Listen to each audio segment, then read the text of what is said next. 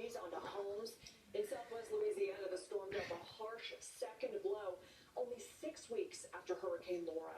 The governor says more than 3,000 National Guardsmen are supporting emergency workers. Remnants of the storm continue to be a heavy rainfall threat, and tornadoes may be possible in the Carolinas today. We're learning more in the meantime about the suspects charged with a criminal plot to kidnap Michigan Governor Gretchen Whitmer. Federal officials say their web history shows most of the men charged have ties to the Boogaloo movement. That's an anti-government group. Yeah, the movement has been linked to a string of domestic terrorism plots, often in an attempt to ignite what they believe will be a second civil war. Joining us now is MSNBC contributor and former U.S. Attorney Joyce Vance.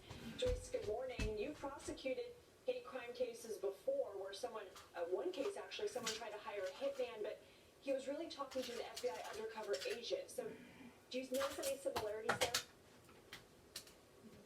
Well, the use of FBI undercover confidential human source, that's someone who's not a member of law enforcement or an FBI agent in an undercover capacity is really critical in these cases, because the most important thing that you want to do once you learn that there's a plot like this afoot is you want to make sure that the people that are involved are not successful in carrying out any of the criminal conduct. That usually means that having taped conversations that demonstrate just how serious their plans are is critical to getting a prosecution. And based on what we've learned so far, what's most alarming to you about this?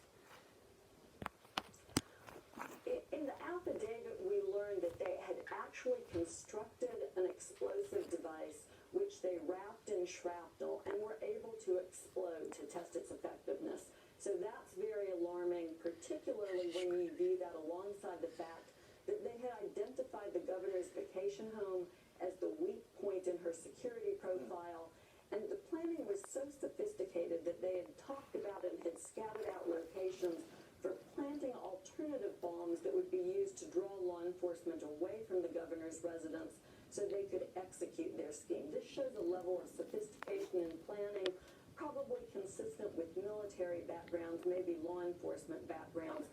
We'll learn more about that in the days and weeks to come. Yeah, and Joyce, how do you prosecute a case like this that involves